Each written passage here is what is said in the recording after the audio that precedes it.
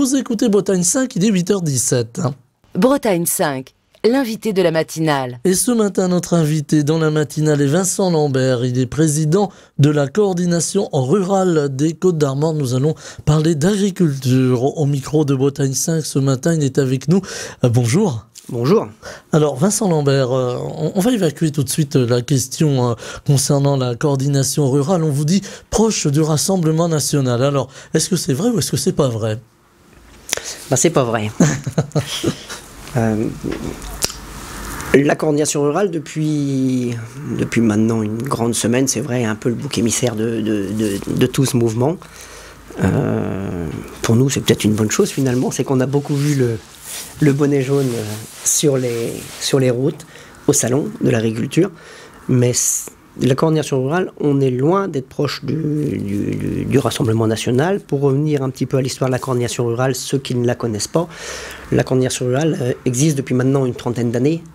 Elle a été créée dans les années 91-92 par des membres du syndicat majoritaire, qui justement, n'étant pas d'accord avec cette réforme PAC, justement, c'est pas le dire, mais les appartenances de syndicats majoritaires plus proches de la politique et de l'économie coopérative étaient souvent sous influence. Ces gens-là, ne voulant plus de tout ça, ont décidé de créer la coordination rurale. Et l'histoire leur donne quand même raison aujourd'hui, parce que 30 ans après le choix des primes PAC, ils avaient une vision en se disant que ça allait tirer l'agriculture et les revenus des agriculteurs vers le bas. 30 ans après, on voit que les gens sont mécontents, que je pense l'histoire leur a donné raison. Donc l'appartenance avec le Rassemblement national, non. Je pense qu'aujourd'hui, le gouvernement tente peut-être de mettre un peu de l'huile sur le feu en stigmatisant la coordination rurale, faisant peur aux citoyens, comme quoi on est des casseurs ou autres, mais c'est loin d'être le cas. Les gens qui manifestent depuis 1 mois et demi chez nous, c'est des gens qui ont leur travail à la maison encore, c'est des gens que soit les parents font le travail le soir, le matin, soit les enfants le font aussi avant d'aller à l'école, après l'école. C'est des gens, le travail d'un agriculteur, ça ne s'arrête pas pendant 5 semaines parce qu'on a décidé de manifester. Ces gens-là, s'ils vont sur le terrain, c'est qu'ils ont un mal-être, ils ont des choses à revendiquer, et on n'est pas naïf. C'est pas un rattrapage politique qui va faire entendre nos revendications. Sinon, ça fait longtemps que nos revendications ont été entendues. Je pense que pour que les choses avancent, il faut que ce soit l'ensemble de la classe politique qui se prenne les bonnes questions et qui prennent les bonnes décisions en se disant l'agriculture depuis 30-40 ans, on n'est pas dans le bon chemin. Cette Europe, ces choix européens, toutes ces importations, ces libres-échanges, c'est pas forcément ça qui va sauver l'agriculture française. Et l'agriculture française, je pense que c'est quand même la plus belle agriculture au monde aujourd'hui. Ça fait des années que nos parents, nos grands-parents font des efforts pour justement avoir une agriculture de plus en plus saine, de plus en plus familiale, qui reste familiale surtout, parce qu'ailleurs dans le monde c'est loin d'être le cas. Aujourd'hui on voit quand même que les agriculteurs tentent de transmettre au maximum leur exploitation. Donc c'est quand même une chance qu'on a en France, et ce que la coordination rurale défend. Alors la coordination rurale était présente au salon de l'agriculture qui vient de fermer ses portes avec une légère baisse de fréquentation, nous dit-on. On a vu alors est-ce qu'on peut dire chahut, cette colère des agriculteurs lors de l'inauguration par Emmanuel Macron de ce salon de l'agriculture. Comment vous avez vécu cela ? Bon, on l'a tous vu, c'était prévisible. Je pense que c'était annoncé les semaines avant le salon. Il y a eu une demande qui avait été faite que M. Macron ne vienne pas au salon de l'agriculture. M. Macron a fait le choix de venir, ce qui peut-être a entraîné tous ces mouvements de panique. Mais c'est vrai qu'il y a eu un chahut le jour de l'inauguration du salon, mais je pense que c'était nécessaire pour faire prendre conscience aux politiques que l'agriculture va mal, que les agriculteurs... c'est bien le salon, de montrer ce qu'on fait, ce qu'on produit, mais il y avait un mal-être. Il fallait l'exprimer. Après, peut-être que médiatiquement, il y en a eu plus de montré que ce qui s'est vraiment passé. Je ne crois pas qu'il y a eu vraiment de heurts violentes. Certains... On a vu beaucoup de CRS. Hein. Certains ont dit qu'il y avait plus de poulets au Salon de l'Agriculture cette année. Voilà, je laisse la responsabilité de la phrase à ceux qui l'ont prononcée. Oui, je pense qu'il y en avait plus que les autres années. Mais je pense que les heurts, on a dit que les gens étaient là pour casser. Ou non, c'est pas vrai. Les gens étaient juste sûrement là pour exprimer un mécontentement, mais pas aller jusqu'à là. Vous savez, il y a des gens de chez nous, comme d'autres syndicats, qui étaient là avec leurs enfants. Donc, on va pas avec nos enfants pour manifester, si c'est pour aller... Puis, l'agriculteur s'est toujours senti proche des policiers ou de la gendarmerie ou même des CRS. On n'est pas là pour ça. Emmanuel Macron a voulu parler avec les agriculteurs. Il y a eu ce meeting, ce rendez-vous, ce débat, je ne sais pas comment on peut le qualifier. Il a essayé d'apporter des réponses. Il a eu des mots directs. On a parfois dit que c'était un peu cru comme langage présidentiel. Est-ce que ça a apporté des réponses, ce rendez-vous avec le président, ou pas du tout? Pour ma part, non. Je pense pas. C'est vrai que depuis maintenant 3-4 semaines, on a beaucoup d'annonces. Hein. À chaque fois qu'il se passe vraiment quelque chose, on a des annonces. Aujourd'hui, il faudrait surtout du concret et des actes. Parce que des annonces, à chaque fois qu'il y a quelque chose, ou bon, les annonces c'est bien, mais les actes c'est mieux. Justement, je vais ce que vous disiez, des mots un petit peu crus. Moi, ce qui me gêne là-dedans, c'est de voir un président transpirant, retroussant ses manches, ouvrant sa chemise pour discuter avec des agriculteurs, même utiliser des mots qu'un président ne doit pas utiliser. Je n'ai pas souvenir d'avoir vu M. Macron utiliser ces mots en discussion avec les gens du CAC 40 ou même avec M. Poutine il y a 2 ans. Pour moi, c'est une forme de mépris du métier. Il a voulu faire peuple quelque part, c'est ça un petit peu l'idée? C'est pas ça qu'on lui a demandé. Aujourd'hui, on lui a demandé de prendre les mesures et l'importance du problème agricole. S'il y a des agriculteurs qui se suicident tous les 2 jours, si les exploitations sont difficiles à reprendre, si des agriculteurs qui ne se tirent pas de salaire, je pense qu'il était temps de tirer la sonnette d'alarme. Alors, c'est pas en retroussant ses manches ou en parlant un peu familièrement avec les agriculteurs qu'on va régler les problèmes. Il y a eu Gabriel Attal qui est venu 2 fois au Salon de l'Agriculture et qui lui aussi a été porteur de beaucoup d'annonces. Là aussi, ça vous a pas convaincu? Non. Non, on a vu les annonces. Bon, il est venu au salon, mais ça avait commencé avant sur les barrages d'autoroute. Non, je pense que ça fait maintenant 3 semaines, 1 mois, on n'a pas vu grand changement dans les exploitations. Beaucoup d'annonces. Bon, on a vu les dernières là, qui étaient plus ou moins quand même intéressantes, c'est-à-dire sur le fait de rentrer les banques dans le système un peu, mais est-ce que c'est pas justement le gouvernement qui se défausse sur les banques en disant aujourd'hui apporter des taux d'intérêt? Mais ça reste encore une annonce. Moi, ce que j'aimerais bien savoir, c'est à partir de quel moment l'agriculteur va avoir droit à ses prêts bonifiés ou à ses prêts à taux zéro. S'il faut attendre un bilan comptable fin d'année prochaine pour pouvoir présenter à son banquier en disant ben voilà, nous la situation elle est critique, où on a besoin d'un prêt de trésorerie. S'il faut attendre ça, c'est encore 8, 9 mois, 10 mois d'attente. Alors, toutes ces annonces qui vont se faire dans 8, 9, 10 mois, on nous dit qu'il faut le temps. Je pense que si le gouvernement ne s'est pas rendu compte que là, il fallait agir tout de suite, il fallait des mesures concrètes maintenant, dans les 3-4 semaines, ce serait compliqué.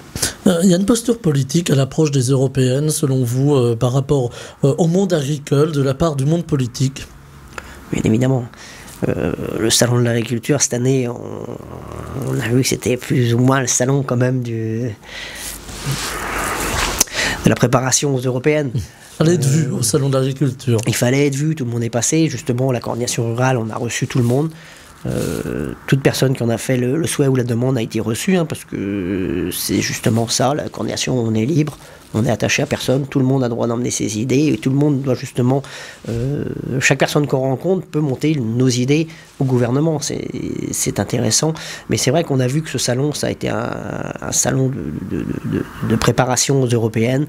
Tout le monde a voulu rencontrer les syndicats agricoles parce que c'était bien d'aller voir les syndicats agricoles, de comprendre la misère agricole.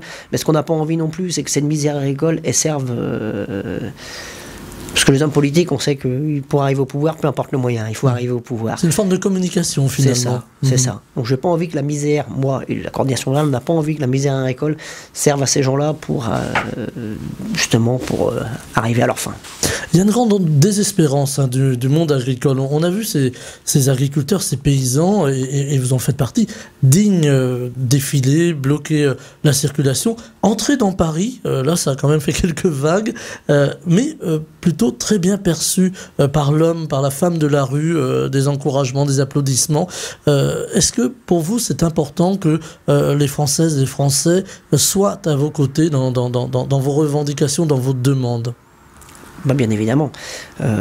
Aujourd'hui, le but des agriculteurs, syndiqués, non syndiqués, qui a manifesté, qui a exprimé son ras-le-bol, en quelque sorte, c'était pas d'aller à Paris pour casser des choses, c'était pour montrer justement à la population, aux consommateurs, que tous les jours on se lève pour travailler, pour produire, pour mettre à manger dans les supermarchés, mettre à manger sur les marchés, mettre à manger dans les cantines, et qu'on n'est pas payé pour apporter tous ces produits, pas à la juste valeur que...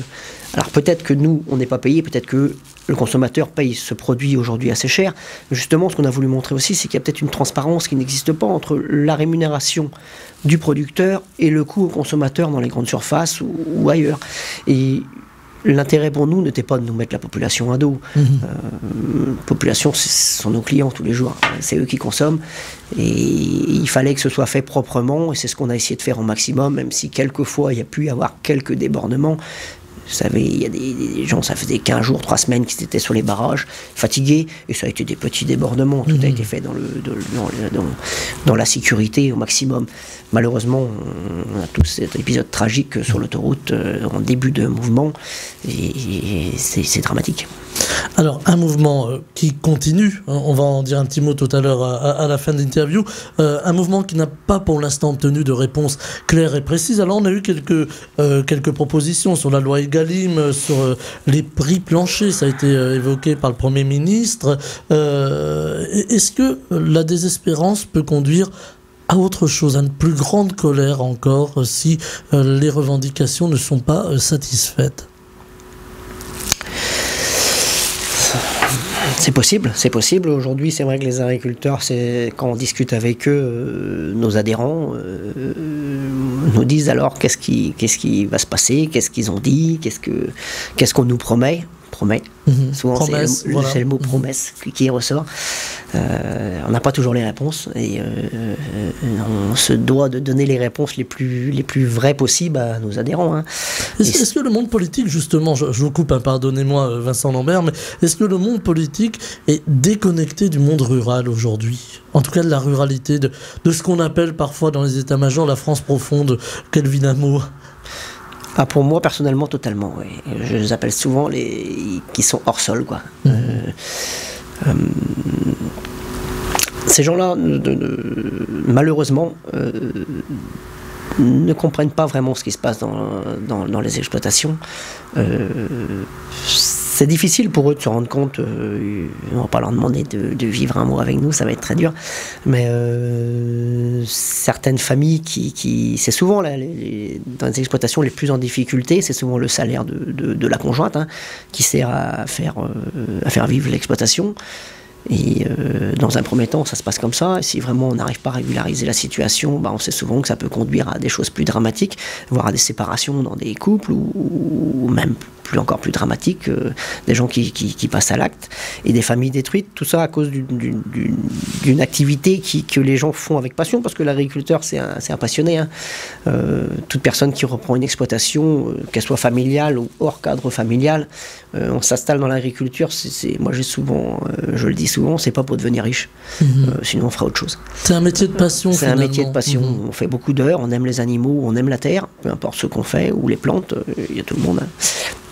Mais si on n'est pas rémunéré un minimum pour pouvoir vivre par rapport à toutes les concessions qu'un agriculteur fait, c'est là que ça devient compliqué. Et au-delà de ça, il y a même Aujourd'hui, c'est vrai qu'on est bien perçu par la population. J'ai pas besoin de revenir très très longtemps en arrière pour... quand je dis vous, les médias, c'est pas forcément vous, hein, Bretagne 5. Non, mais la parole est libre. Ou sur les plateaux télé, on considérait encore l'agriculteur comme un pollueur. Et je pense que les agriculteurs, depuis 30-40 ans, font tous les efforts qu'on leur a demandé, le maximum, parce que ceux qui ne l'ont pas fait sont plus là, hein, on ne les a pas laissés continuer. Que ce soit sur les mises aux normes, que ce soit sur le bien-être animal, que ce soit sur les phytosanitaires, la réduction des phytosanitaires, les façons de travailler différemment. Aujourd'hui, ce qui est pour moi malsain dans l'agriculture, c'est que l'agriculteur il ne maîtrise ni son prix de vente, ni ce qu'il produit. Parce qu'aujourd'hui, un agriculteur qui veut s'installer passera évidemment par la casse-banque. Et la casse-banque va tout d'abord lui demander un contrat soit d'intégration, soit un contrat de reprise.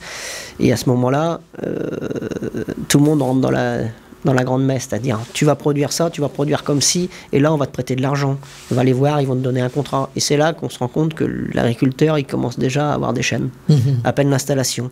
Et justement, quand il a fait tous ses choix, et qu'on lui a mis des chaînes, et que quelques années plus tard, on lui dit oui, mais ce que tu produis finalement... le consommateur n'en veut pas, quoi, c'est trop cher, ou ça correspond pas à ce qu'on sait vendre aujourd'hui, il n'y a pas assez de consommateurs. Mais oui, mais là l'agriculteur se dit, moi j'ai été trompé, quoi. Et aujourd'hui il se rend compte que beaucoup de gens sont dans ce cas-là.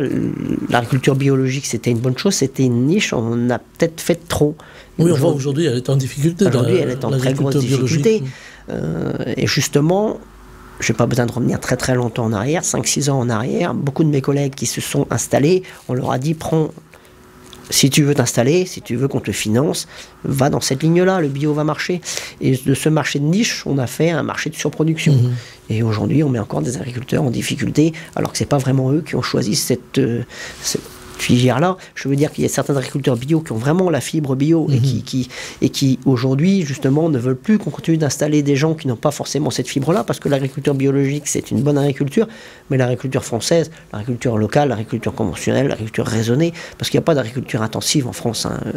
Ça n'existe pas, l'agriculture intensive. Et pourtant, on en parle beaucoup quand on parle de la Bretagne. On entend les associations, souvent, qui dénoncent les fermes usines, les concentrations de porc ou de volailles. Voilà, on a ce terme d'agriculture intensive. Oui, l'agriculture ou ferme-usine. Ou ferme-usine, voilà. Différente. Pour moi, la ferme-usine, ça a été, c'est une pure invention médiatique, ça.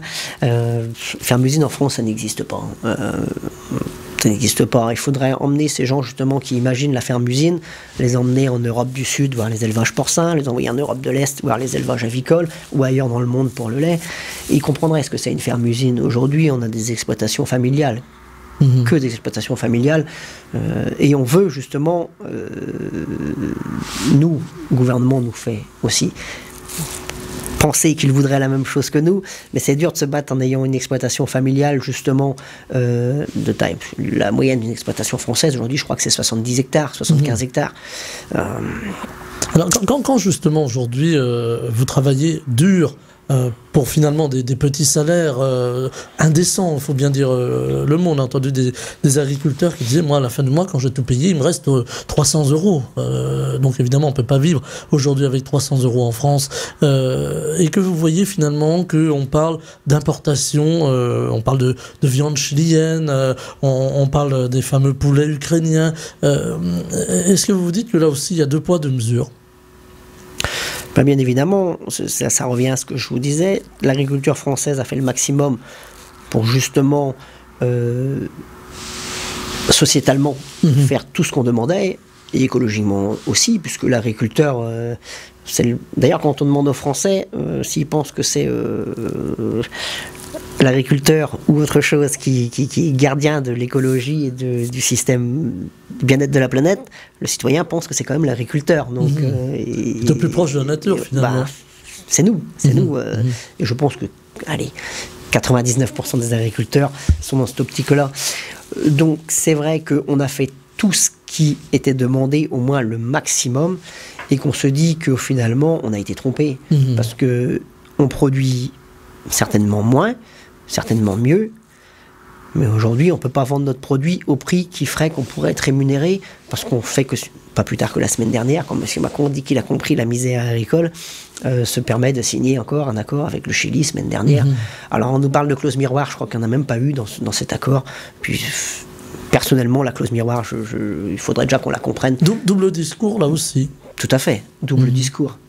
Mais ceci est peut-être le fait d'avoir... Pour moi, l'agriculture, la nourriture, c'est un produit de première nécessité, ça n'a rien à faire dans les accords de libre-échange.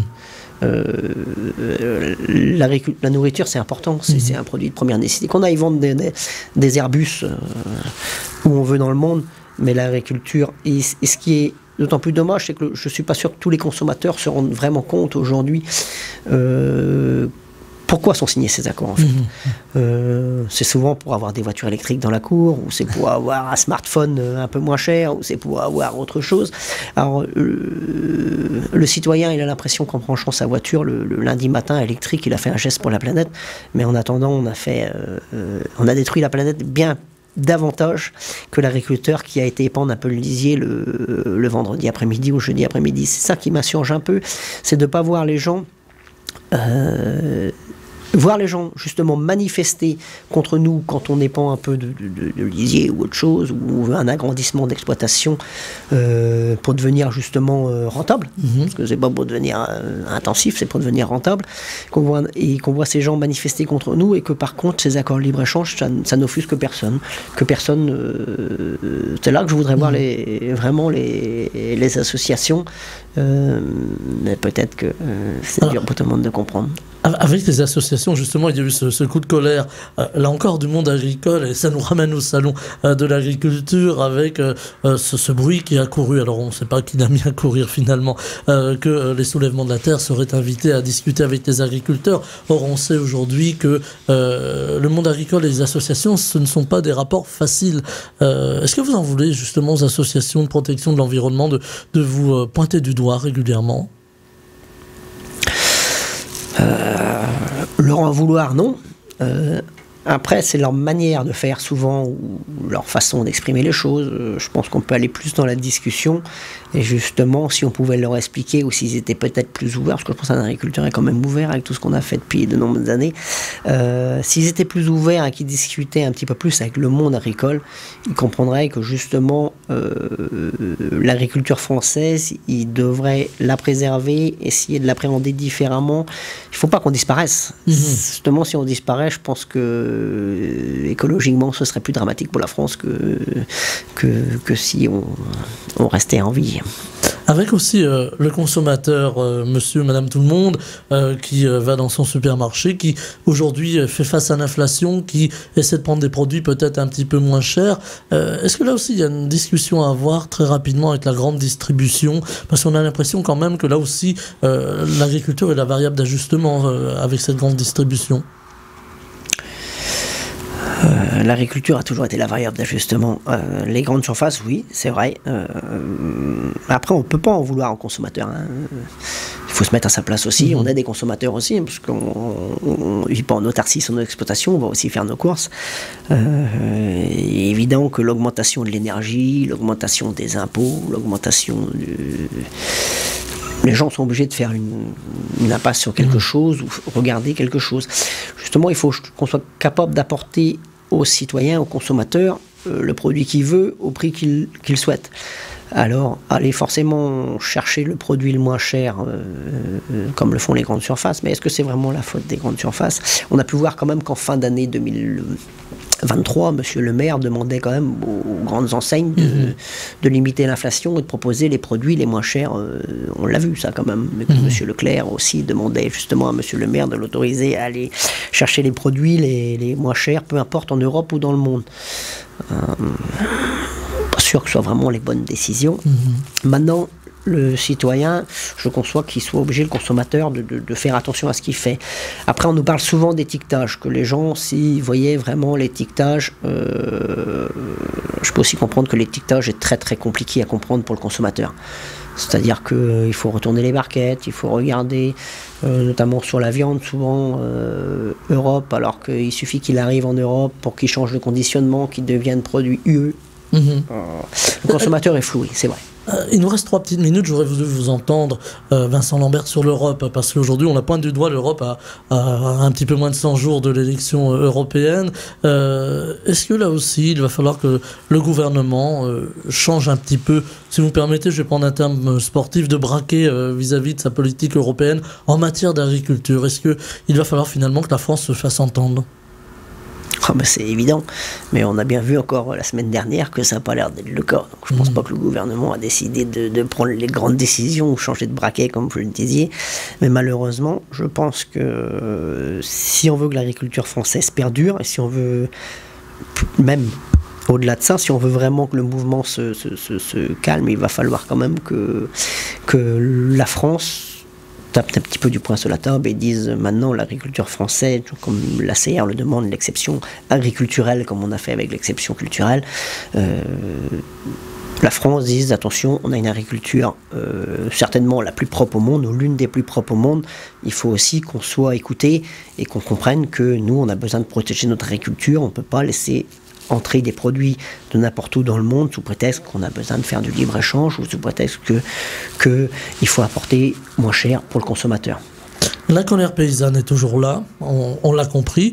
Dans les semaines qui viennent, dans les jours qui viennent, le mouvement ne s'est pas arrêté, on est bien d'accord, on est toujours dans un mouvement, même si on entend peut-être un petit peu moins. On va aller vers quoi? Des blocages, une colère qui continue à être là, à grandir peut-être? La colère continue à grandir, c'est vrai que ça n'a pas été apaisé. Bon, les annonces, ça a été beaucoup d'annonces, mais il n'y a pas eu très peu d'actes. Donc c'est vrai que les agriculteurs sont toujours sur le qui-vive. Ce qui serait dramatique, c'est que les agriculteurs, vraiment, on est ras-le-bol, parce que ça fait quand même 5 semaines maintenant qu'ils sont sur le terrain. Notamment, cet accord qui a été signé la semaine dernière encore, c'est pas forcément bon pour calmer tout le monde dans les campagnes. Je pense qu'il faudrait des choses plus concrètes, vraiment très prochainement, pour que les gens se disent, les agriculteurs se disent, bon, on a été compris, laissons un peu de temps maintenant pour que les choses se fassent, pour voir si ça va mieux dans nos exploitations, si tout reprend. Mais il ne faut pas qu'on arrive à amener le ras-le-bol dans nos exploitations, parce que c'est là que les choses sont plus difficiles à contrôler. Alors, mouvement qui continue. Si demain, il nous reste 30 secondes, si demain vous aviez quelque chose à dire au président de la République, au Premier ministre, au ministre de l'Agriculture, M. Fesneau, vous lui diriez, prenez telle mesure. Ce serait quelle mesure? Première mesure, ce serait la rémunération des éleveurs, c'est-à-dire qu'il faut la rentrer dans tous les produits qu'on vend. On parle de prix plancher, mais ces prix planchers doivent comporter tous les produits, peu importe les filières.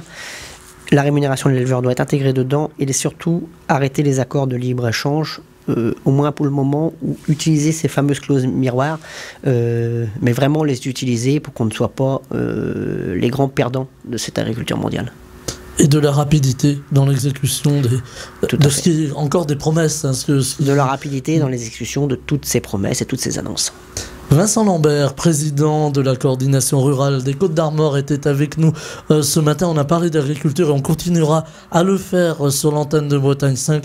Les agriculteurs et leurs représentants sont évidemment les bienvenus au micro. Merci infiniment d'avoir été avec nous ce matin et très belle journée. Merci. Bretagne 5, Stéphane Hamon, le 7-9.